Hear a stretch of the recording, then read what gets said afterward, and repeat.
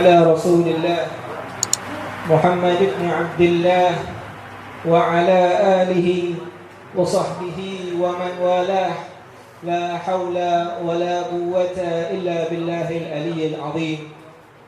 Yang saya hormati Sayyidil Am Nami Abdul Rahman, yang saya hormati Sayyidil Am Nami Abdul Ali Al-Jubri, yang saya hormati Sayyidil Am orang tua kita. Mudah-mudahan Allah Subhanahu wa taala panjangkan umur mereka, wabil khusus datuk kita, orang tua kita, yaitu datuk kita Datuk Ahmad Abdul Rahim Al-Jubri. Mudah-mudahan Allah Subhanahu wa taala panjangkan umur beliau. Mudah-mudahan nanti juga di akhir daripada majelis ini kita juga minta lagi doa daripada Datuk Ahim kita agar mendoakan kita semua, dan agar musibah yang saat ini menimpa kita diangkat oleh Allah Subhanahu wa taala. Amin. Wabil khusus juga sahibul bait, alhamdulillah jazallahu anna khairul jaza, yang mana beliau telah mendirikan, telah mengadakan, telah memfasilitasi, memberikan kita sarana untuk memuji Nabi Muhammad sallallahu alaihi wasallam. Man dalla ala khairin falahu mithlun ajrun fa'ilihi. Barang siapa yang menunjukkan, mengajak seseorang untuk melakukan kebaikan, maka niscaya yang menunjukkan, yang mengajak kepada kebaikan tersebut akan mendapatkan pahala seperti orang yang melakukannya. Bayangkan jika yang hadir saat ini 100 orang atau 80 orang atau 50 orang, pahala kita yang datang bersama-sama memuji Nabi Muhammad sallallahu alaihi wasallam akan diberikan kepada orang yang membuat atau menolong dan membantu daripada terdirinya acara ini. Alhamdulillah, amin ya rabbal alamin. Dan kita sebagaimana barusan saja telah mendengarkan nasihat petuah daripada salah satu ustaz kita, Ustaz Syekh bin Alwi Al-Jubri, yang mana beliau tadi barusan memberikan kita surahan daripada nasihatnya, yang mana beliau mengatakan pada saat ini, zaman ini kita zaman yang mana Allah Subhanahu wa taala yang sebenarnya kita itu bisa kena daripada sebuah musibah akan daripada kesalahan yang telah kita lakukan. Akan tetapi Allah Subhanahu wa taala jauhkan daripada itu semua musibah dengan berkat Nabi Muhammad sallallahu alaihi wasallam. Jangan pernah heran apakah benar apa yang diucapkan daripada Ustaz Syekh Al-Habib Abdullah bin Husain bin Tahir telah menyebutkan di dalam kitabnya Al-Majmu', di dalam kitabnya Al-Majmu' di fasal yang pertama, yang daripada hadis-hadis daripada Rasulullah sallallahu alaihi wasallam.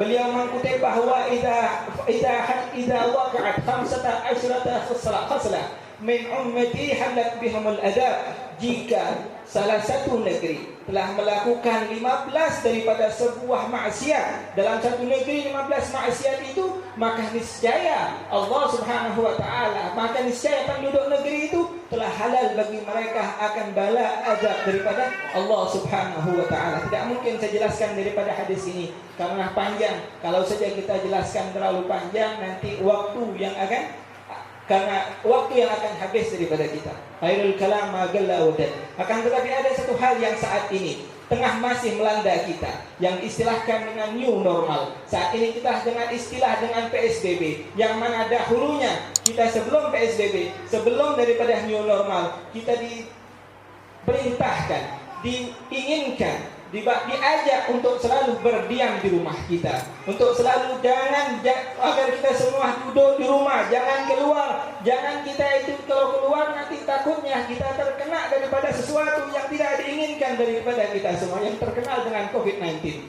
Ada satu hal yang ajib daripada ini, bahwa kita saat ini masuk ke rumah, berdiam di rumah, mengurung diri di rumah. Jangan heran daripada satu hal ini, karena Nabi Muhammad sallallahu alaihi wasallam telah perintahkan kita. Perintahkan bukan ada karena wabah untuk kita diam di rumah, akan tetapi Nabi inginkan kita ketika ada sebuah fitnah, orang-orang tidak lagi bisa kita pegang amanatnya, orang-orang punya janji sering dia ingkari, orang-orang sering maksiat di mana ia berada. Maka ketika engkau berada di zaman yang seperti itu, kata Rasulullah sallallahu alaihi wasallam, da'anka amrul khassah, Biarkan amalkan daripada perkaramu sendiri, wada'anka amrul amah, dan tinggalkan perkara-perkara orang-orang yang lain. Jangan urus berita, jangan urus politik, jangan urus urusan yang lain. Akan tetapi engkau alaika binafsik, engkau urus diri engkau sendiri. Sebagaimana yang diriwayatkan Nabi Muhammad sallallahu alaihi wasallam. Beliau wasiatkan kepada sahabatnya Abdullah bin Amr bin Al-As. Beliau mengatakan, "Ya idza ra'aita ya Amr bin Al-As, jika engkau melihat sebuah zaman, melihat sebuah waktu yang mana katanya Rasulullah sallallahu alaihi wasallam, yang mana janji itu sudah bercampur aduk, banyak lagi janji-janji yang sudah dilanggar, wa khaffatil amanah, amanat pada saat itu engkau lihat adalah amanat tidak lagi dipegang dengan baik. Kita berikan dia 100.000 untuk sampaikan bulan bin bulan, akan tetapi amanat tersebut dia hanya berikan 50.000 atau dia berikan sama sekali. Jika engkau melihat zaman yang seperti ini, kata Nabi Muhammad sallallahu alaihi wasallam, ilzam baitaka, duduk engkau di rumahmu, tetap di rumahmu. Jangan wada'an wa 'alaika bi'amri khassah, dan engkau urus dirimu sendiri. Wada'anka amrul amah, dan tinggalkan urusan-urusan yang bersifat umum, bersifat berita dan yang lain-lain yang bisa menyibukkan hati kita akan berzikir kepada Allah Subhanahu wa taala. Jelas hadis ini menunjukkan kita, mengajak kita. Kata Rasulullah, jika ada sebuah perkara penyakit, nggak ada penyakit, tapi perkara yang mana hal amanat sudah tidak bisa kita pegang lagi, yang mana janji-janji telah diingkari, diam di rumahmu. Di dalam hadis yang lain lagi Rasulullah SAW diriwayatkan oleh Imam At-Tirmidzi dan Imam Abi Dawud, disebutkan juga oleh Abdullah bin Hasan bin Tahir di dalam kitab Majmu'nya. Rasulullah mengatakan kepada kita, Rasulullah sallallahu alaihi wasallam bersabda, "Idza ra'aitan nas," apabila engkau dari i'tamiru bil ma'ruf, amalkanlah amal ma'ruf, wantahu 'anil munkar, dan larang orang untuk melakukan perbuatan munkar. Hatta, sampai kapan kita melakukan itu semua, kata Rasulullah? Saat apa? Hatta ra'aita syuhan muta', sampai engkau melihat orang yang pelit akan tetapi ditaati. Ya, kalau kita melihat orang bukan syuh ada namanya syuh, ada namanya bakhil. Syuh itu di atasnya pelit. Pelit hatta untuk dirinya sendiri. Mau beli sabun dia malas. Dia mau beli ini minta tolong orang yang belikan dia. Wahai zaman sudah banyak kita lihat orang yang syuh. Kalau lihat orang syuh yang pelit tapi ditaati, kata Rasulullah, tabih, itu perkara yang pertama. Wa tahwa'al muttaba', dan engkau melihat orang telah mengikuti hawa nafsunya. Apa yang dia inginkan harus dicapai, apa yang dia inginkan harus ditaati. Dan yang ketiga, kata Rasulullah sallallahu alaihi wasallam, wa dunya mu'tirah, dan dunia sudah memberikan bekas. Orang-orang lebih mengedepankan dunia daripada akhirat. Wa ajabu kulli dhi ra'yin bi ra'yih, dan orang yang memberikan pendapat itu takjub dengan dirinya sendiri. Itu pendapat saya. Kemarin waktu pas rapat, ternyata berikan keputusan rapat begini, dia bangga dengan keputusan tersebut. Itu keputusan saya. Kata Nabi Muhammad, "Idza ra'aita hadzal arba'," engkau melihat daripada 4 perkara ini, alaika binafsik, engkau urus dirimu sendiri. Wada'anka amrul amah, dan tinggalkan perkara-perkara yang bersifat umum. Ini wasiat daripada Rasulullah sallallahu alaihi wasallam. Jadi orang yang diam di rumahnya, berzikir di rumahnya, duduk di rumahnya, itu adalah sesuatu yang memang bagian daripada syariat Islam. Kita jangan bingung, jangan heran jika ada orang yang diam di rumahnya, baik itu karena sebab corona atau yang lainnya. Karena memang ada zaman matlub, telah dituntut sesuai apa yang Rasulullah SAW jelaskan di dalam hadis-hadisnya. Bahkan Al-Imam Ghazali telah menyebutkan banyak faedah-faedah orang yang berdiam di rumahnya. Salah satunya, kalau kita diam di rumah, kita banyak zikir kepada Allah.